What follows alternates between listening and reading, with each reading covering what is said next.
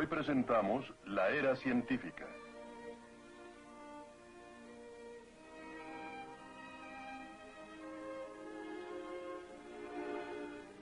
En 1609, Galileo comenzó a usar el telescopio, un instrumento recién inventado. Cuando la Iglesia romana atacó a Galileo y a Copérnico, no fue debido a que sus teorías contuvieran algo contrario a la Biblia. Las enseñanzas de Copérnico y Galileo negaban los elementos aristotélicos que habían llegado a ser parte de la enseñanza de la Iglesia. Y lo que vio y escribió indicaba que Aristóteles se había equivocado en sus ideas básicas sobre la conformación del universo. Copérnico enseñó que la Tierra giraba alrededor del Sol, y no el Sol alrededor de ella. Y Galileo defendió la compatibilidad de Copérnico con la Biblia. Condenado por la Inquisición romana en 1632, Galileo fue forzado a retractarse. Pero sus escritos continuaron testificando no solo que Copérnico tenía razón, sino que Aristóteles estaba equivocado.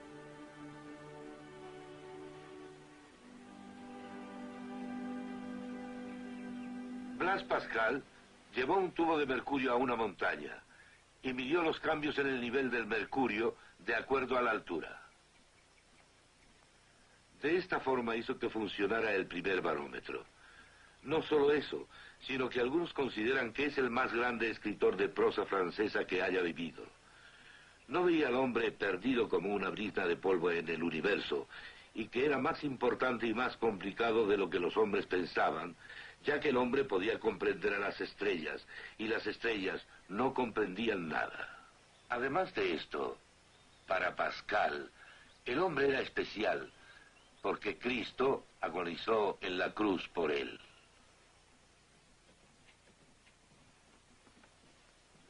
Lo que tengo en mi mano no es la proverbial manzana que supuestamente cayó sobre Newton. Lo que tengo es un objeto pesado que podría haberlo acogotado. En cuanto lo suelte mi mano, caerá al suelo. Pero escuchen, ¿qué fue ese segundo sonido? Escúchenlo de nuevo. Lo que oyeron, claro, es el eco. Aquí en la Universidad de Cambridge, Newton midió la velocidad del sonido al cronometrar el intervalo de un eco con una distancia conocida. Llegó además a la conclusión de que existía una fuerza universal de atracción entre todos los cuerpos en el universo. Llamó a esto gravedad. Los principios matemáticos de la filosofía natural de Newton se convirtieron en uno de los libros más decisivos en la historia del pensamiento humano. Se ha dicho que los científicos del siglo XVII tuvieron interés en el cómo, pero no en el por qué. Falso. Para Newton y varios científicos de ese periodo no había problema concerniente al por qué, ya que Newton partió de la existencia de un Dios personal que había creado el universo. Newton tenía un gran interés en la Biblia, porque en su concepto, el mismo Dios que había creado el universo dio a los hombres la verdad en la Biblia. Newton y los otros hombres de ese periodo hubieran quedado azorados de cualquiera que tuviese una obsesión por el cómo, sin tener un interés profesional en el porqué. Francis Bacon, abogado, escritor y Lord Canciller de Inglaterra, enfatizó la observación cuidadosa y la recopilación sistemática de información para desentrañar los secretos de la naturaleza. Él consideró la Biblia en serio, incluyendo la histórica caída, la rebelión del hombre en la historia. El hombre por la caída perdió al mismo tiempo su estado de inocencia y su dominio sobre la creación. Ambas pérdidas, sin embargo, pueden incluso en esta vida ser separadas en alguna medida. La primera por la religión y la fe, y la última por el arte y la ciencia. Para estos fundadores de la ciencia moderna, el hombre, incluyendo su ciencia, no está solo. Tiene que considerar en serio la enseñanza de la Biblia en lo referente a la historia y el cosmos. Y el arte y la ciencia en sí mismos tienen valor para el hombre y Dios. Esto brindó un fuerte ímpetu a los cambios creativos de la ciencia. No para ser meramente algo pasajero, sino algo continuo. Dios mismo había dado con benevolencia el dominio sobre la naturaleza a los hombres. Y para Bacon, la ciencia tenía parte en esto. El indagar sobre el mundo era valedero, porque significaba investigar la creación maravillosa de Dios.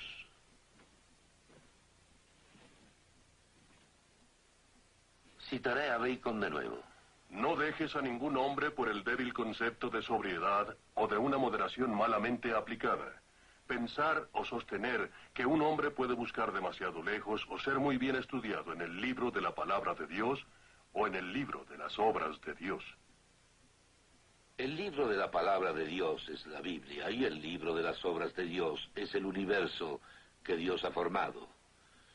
No había separación entre cuestiones religiosas y el arte y la ciencia. La tradición de Bacon y Newton fue fuertemente sostenida a lo largo del siglo XIX. El físico experimental Michael Faraday fue un cristiano. Creía que los secretos de la creación de Dios era para que todos los disfrutáramos. Así dio sus famosas demostraciones públicas. El mundo físico es un libro abierto para explorar por qué Dios le dio orden y nos dio a nosotros el deseo de investigarlo, no solo para una élite científica diestra, no, sino para todos los hombres. No todos los antiguos científicos fueron individualmente cristianos, muchos lo fueron. Todos ellos vivían dentro de las formas de pensamiento creadas por la cristiandad. En este escenario, el prurito creador humano tenía una base sobre la cual continuar y desenvolverse.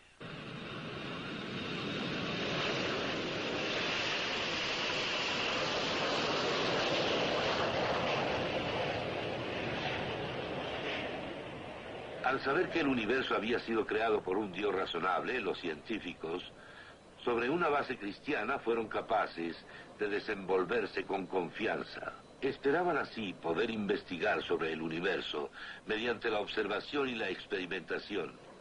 Sin esta base, o este fundamento, la ciencia moderna occidental no hubiese nacido. Sin esta base, la ciencia china, aunque con promisorios comienzos, jamás obtuvo madurez. No se tenía confianza en que el código de las leyes naturales pudiese ser descifrado y leído, porque no existía la seguridad en que una divinidad, inclusive más racional que nosotros mismos, hubiese formulado alguna vez tal código capaz de ser leído. Esto fue dicho por Joseph Needham, un experto en este tema. Lo mismo se diría sobre los árabes y su ciencia. Sin una base cristiana, se desinteresaron en la ciencia con el tiempo. La base cristiana entonces no obstaculizó a la ciencia. La base cristiana hizo posible la ciencia moderna. En 1962, J. Robert Oppenheimer dijo que la ciencia moderna nació de la forma cristiana de vida. Su campo era el de la energía atómica. Era también director del Instituto de Estudios Avanzados en Princeton. Alfred North Whitehead, un reconocido matemático y filósofo, dijo que el cristianismo fue la madre de la ciencia. Esto lo sustentaron, por supuesto, en la Iglesia pre-reforma y luego en las doctrinas de los reformadores. Ambas sostenían que el universo fue creado por Dios y Él es un Dios razonable, como la Biblia dice que lo es. Podemos preguntar, ¿no es la ciencia ahora en su nuevo estado en el que el concepto de un universo ordenado ha desaparecido? Frecuentemente se dice que la visión del mundo de la relatividad, en donde no hay valores absolutos y que todo es relativo, es apoyada por Einstein en su teoría de la relatividad. Pero esto es falso. Einstein dijo que la luz viaja a velocidad constante en el vacío en todas partes del universo. Así pues, nada es menos relativo que la teoría de la relatividad. El mismo Einstein se opuso con fuerza a este tipo de pensamiento. No puedo creer que Dios juegue a los dados con el cosmos. En realidad vivimos en un universo de causa y efecto. Si este vehículo espacial ha de volar, tiene que construirse de acuerdo al orden existente del universo. Cuando algo pasa, no importa que sea en lo que creamos, buscamos algo que pasó previamente, como una explicación. Si no fuese posible, nada podría explicarse, y la ciencia no podría ser aplicada con entera confianza. Puesto que vivimos en un universo donde la causa produce el efecto, este vehículo espacial puede volar miles de millas y aterrizar con exactitud en el blanco. Causa: el vuelo de la aeronave está atrasado. Efecto: aterriza donde debe hacerlo. Sabemos que vivimos en un universo que es más complicado que los hombres, incluyendo a los científicos, que una vez se pensó que lo fueran, pero eso está muy lejos del concepto de un universo fortuito. ¿Qué visión del mundo tenían Galileo, Newton, Faraday y otros científicos que coincidían en una base cristiana? Sostenían que el universo era un universo abierto, porque Dios y el hombre no son parte de una sola máquina cósmica. Hay algo profundo en esto. La máquina, ya sea la máquina cósmica o una hecha por los hombres, no es un amo ni una amenaza, puesto que esta máquina no incluye todo. Hay cabida para que el hombre sea hombre. Más tarde, cuando la base cristiana se perdió, las leyes mecánicas de causa y efecto que habían sido aplicadas a la química, a la astronomía y a la física, fueron aplicadas por igual al hombre y a la sociedad. Los antiguos científicos, los fundadores de la ciencia moderna, no hubieran aceptado este concepto. Con esto, por supuesto, no hubo cabida para Dios, y de igual manera no la hubo para el hombre como tal. El hombre murió, y con él, el amor. La idea más antigua del hombre como observador de la naturaleza fue socavada por la idea de que el hombre era algo para ser observado, al igual que el resto de la naturaleza. Darwin, en su Origen de las Especies, dice que toda clase de vida evolucionó de formas más simples por la supervivencia del más apto.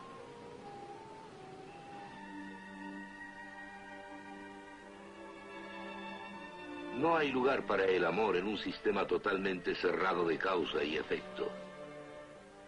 Y no hay lugar para la moral. Y no lo hay para la libertad humana. Ni tampoco para la importancia del hombre. El hombre se vuelve un cero. La vida se vuelve absurda, sin sentido.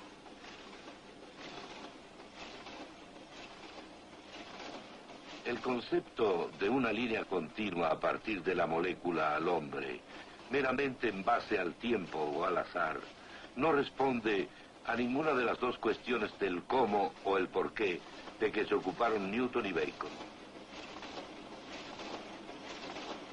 Murray Eden, profesor del ITM, ha emprendido estudios estadísticos que indican que el mero azar no pudo haber producido la complejidad biológica del mundo entre el caos en ningún espacio de tiempo hasta ahora sugerido. La revista Investigación Científica discutió sobre Murray Eden y su obra en un artículo titulado «Los matemáticos cuestionan al darwinismo». Ha pasado suficiente tiempo para la selección natural, como se ve a través de los ojos del darwinismo o neodarwinismo, para operar y dar lugar a los fenómenos observados en la naturaleza. No, dicen estos matemáticos. Nadie ha demostrado cómo el hombre haya podido venir del no hombre en base al tiempo y al azar. Lo trágico es que, ya que se ha aceptado el concepto de supervivencia del más idóneo, toda restricción desaparece. Esto abrió las puertas para que el racismo del siglo XX fuese sancionado y hecho respetable en nombre de la ciencia.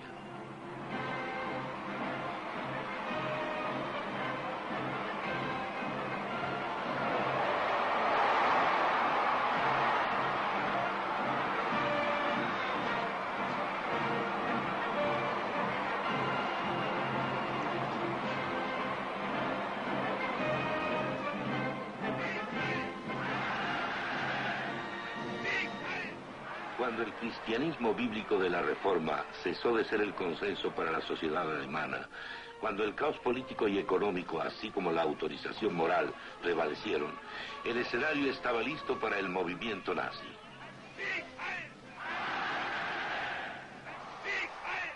Heinrich Himmler, que fue jefe de la Gestapo, estableció que la ley de la naturaleza debía seguir su curso en la supervivencia del más apto. Hitler estableció en varias ocasiones que el cristianismo y su concepto de caridad debían ser reemplazados por la ética de la fuerza sobre la debilidad, la supervivencia del más apto. Hubo muchos factores en el surgimiento del nacionalsocialismo en Alemania, pero en ese escenario el concepto de la supervivencia evolutiva del más apto sancionó lo que ocurrió.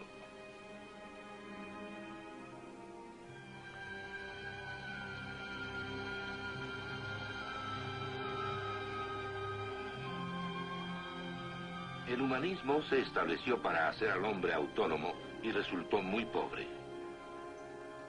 De manera inadvertida e importante, varios de los actuales defensores de la ingeniería genética usan los mismos argumentos para hacer valer su posición. Dicen que la ingeniería genética debe ser usada para la supervivencia del más apto, en lugar de que los avances médicos mantengan vivos a los débiles para producir una nueva generación.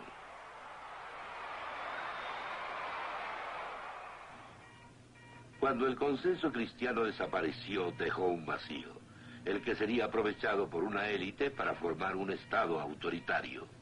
Cuando hablamos del Estado autoritario, no debemos pensar en el modelo de Hitler o Stalin, sino más bien en un manipulador Estado autoritario. Los gobiernos del mundo tienen a su disposición formas de manipulación más allá de lo que el mundo haya conocido anteriormente. Los trasplantes de órganos son un descubrimiento útil y podemos alegrarnos de ello.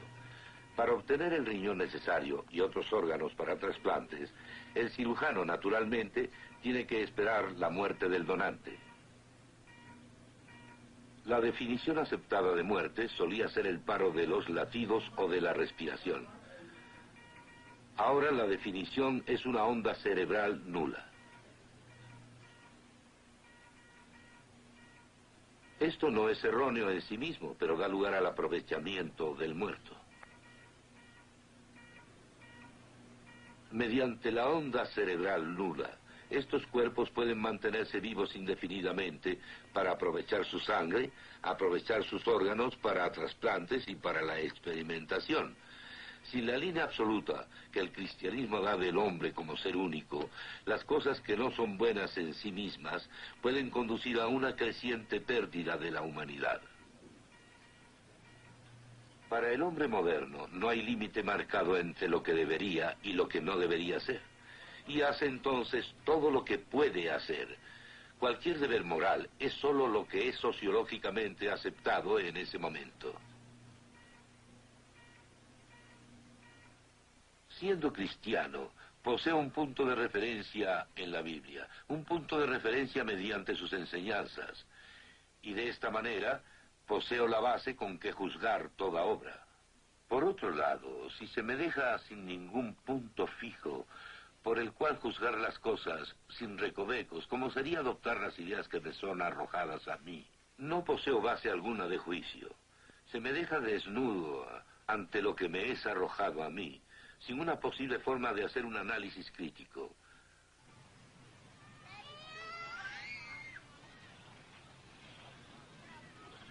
Hay muchas parejas que no pueden tener hijos, debido a un bajo conteo espermático por parte del esposo. A menudo se soluciona mediante inseminación artificial, usando el esperma del marido. A esto se llama IAM, siendo la M, marido. Esto es seguramente una ayuda para muchas parejas. Luego tenemos el IAD, el esperma de un donante, de otro hombre. ¿En dónde está la demarcación? ¿En dónde comienza el adulterio? En la actualidad, en Gran Bretaña, un niño así sería considerado ilegítimo. En el libro Nuestra herencia futura por elección o al azar, está escrito que quizá la sugerencia más sensata hecha es que el concepto de legitimidad sea abolido completamente. Esto no es solo un cambio en la moral, sino un debilitamiento de la familia. hacen este cambio sobre la base de lo que ellos llaman impedimento social. Es lo que yo llamo ley sociológica. Todos nos alegraríamos de ver las enfermedades genéticas curadas, pero una vez que se eliminan los límites, los cuales están basados en los absolutos bíblicos, entonces la humanidad puede deteriorarse crecientemente, y crecientemente la ingeniería genética se acepta, junto con el control. Según la tesis de B.F. Skinner, lo que las personas son es el resultado del condicionamiento a la sociedad, y que mediante una ayuda positiva, la sociedad debe hacer de la gente lo que desea que sea. George T. Harris, en Psicología de Hoy, dice: nadie se espantaría del ataque de Skinner sobre nuestra idea de libertad si él solo estuviese hablando. Tiene un programa y seguidores para cumplirlo. Los behavioristas se encuentran a menudo en donde hay valores. A veces controlan la educación en las escuelas, aún en los niveles más elementales. En todas las formas de determinismo, el hombre como tal muere. El determinista es incapaz de derivar sus valores a partir de lo existente, y de aquí que sus valores y morales deban ser elegidos arbitrariamente. Cuando esta forma de pensamiento es aceptada, es mucho más fácil imponer absolutos arbitrarios. Citaré a B.F. Skinner: al hombre como hombre, decimos fácilmente, en buena hora me libre. Creo que deberíamos decir, y no es del todo trillado aunque se haya dicho a menudo, que la ciencia se ha vuelto nuestra nueva religión. Hemos sido condicionados a aceptar la objetividad del científico sin darnos cuenta de que a menudo sus visiones están muy claramente formadas por su filosofía o por su visión del mundo. Por tanto, habiendo aceptado esta objetividad, digamos, a ciegas, y teniéndola clavada en nosotros, ya sea como la más exacta ciencia de las ciencias, por ejemplo, astronomía o química o física, o lo que ahora se acepta como ciencia casi exacta, como la sociología y la psicología, habiendo sido aceptadas, habiendo sido condicionadas a aceptar estas cosas, las personas dejan de escuchar, solo aceptan lo que se les dice, sin ningún análisis crítico. Es bien sabido que en Rusia se envía a los presos políticos a instituciones de salud mental para ser reacondicionados. Así pierden sus derechos civiles y se vuelven no personas. El acondicionamiento no debe ser tan crudo para que sea efectivo. En Occidente, la corriente de libros, artículos e ideas acerca del determinismo psicológico, sociológico y químico ha abierto el camino para la aceptación primero de la idea y luego de la práctica de la manipulación.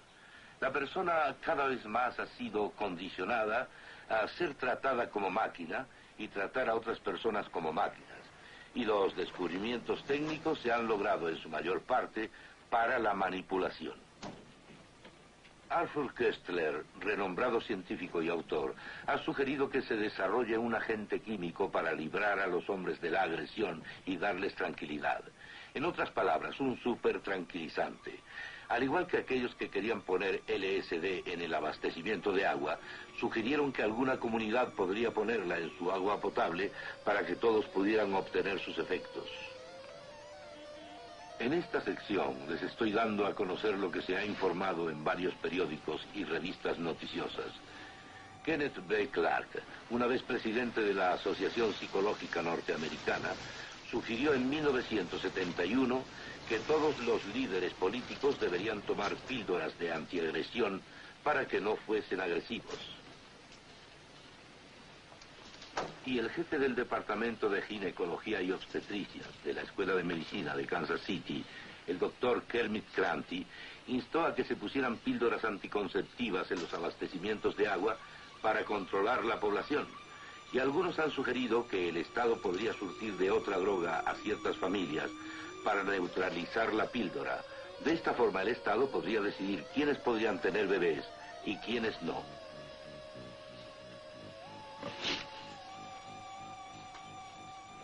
Russell V. Lee, profesor clínico emérito de la Escuela de Medicina de la Universidad de Stanford dijo que todos los funcionarios públicos deberían someterse a exámenes psicológicos anuales exhaustivos. Y en el caso de un alto funcionario público, si el comité lo creyera necesario, los resultados se podrían enviar a un comité del Congreso que tendría el poder de expulsar al funcionario de su puesto. Una sola cosa: los hombres que distribuyan las píldoras y hagan los exámenes psicológicos serían reyes. ¿Quién controlará a los controladores? ¿Qué pasará ahora que la línea entre lo que el hombre tiene que hacer y lo que puede hacer está borrada? Y si el hombre es solamente eso, una gran máquina, ¿cuál es el valor de la continuación de la especie humana?